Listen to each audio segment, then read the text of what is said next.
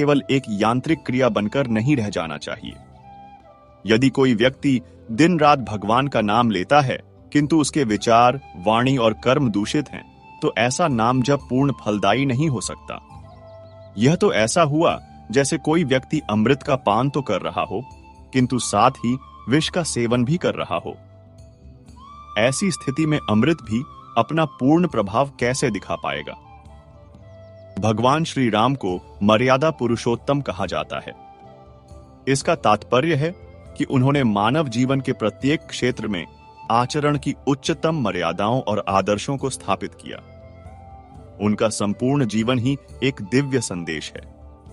श्री राम के जीवन के प्रमुख गुण थे सत्य का पालन, चाहे कितनी भी कठिन परिस्थिति क्यों न हो।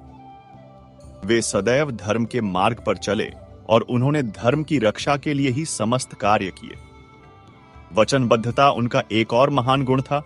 रघुकुल रीति सदा चली आई, प्राण जाहीं पर वचन न जाई। उनके हृदय में समस्त प्राणियों के प्रति असीम करुणा और दया का भाव था। उन्होंने सदैव न्याय का पक्ष लिया और अन्याय का प्रतिकार किया। त्याग की वे साक्षात मूर्ति थे, जिन्होंने पिता के वचन की रक्षा के लिए अयोध्या के राज सिंहासन का सहज ही त्याग कर दिया। माता पिता और गुरुजनों के प्रति उनका आदर और सेवा भाव अनुकरणीय है। अपनी प्रजा के प्रति उनका वात्सल्य और स्नेह अप्रतिम था। वे प्रजा के सुख दुख को अपना सुख दुख समझते थे। शरणागत की रक्षा करना उनका परम धर्म था। उन्होंने विभीषण जैसे शत्रु के भाई को भी शरण दी। श्री राम का जीवन सादगी, सात्विकता और आत्म संयम का एक उत्कृष्ट उदाहरण प्रस्तुत करता है। अब हम कर्मों के महत्व पर विचार करें। गोस्वामी तुलसीदास जी ने रामचरितमानस में स्पष्ट रूप से कहा है, कर्म प्रधान विश्व करी राखा, जो जस करहि सो तस फल चाखा। अर्थात इस संसार को कर्म प्रधान बनाया गया है। जो व्यक्ति जैसा कर्म करता है उसे वैसा ही फल भोगना पड़ता है।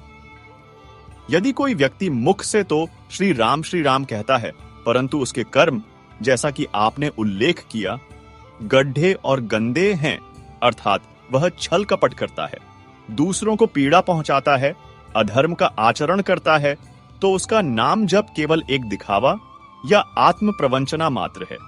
भगवान तो अंतर्यामी हैं। वे केवल बाहरी आडंबरों को नहीं, अपितु हृदय के सच्चे भावों और कर्मों की शुद्धता को देखते हैं। यदि कर्म पवित्र नहीं है तो केवल नाम लेने से आध्यात्मिक उन्नति संभव नहीं है।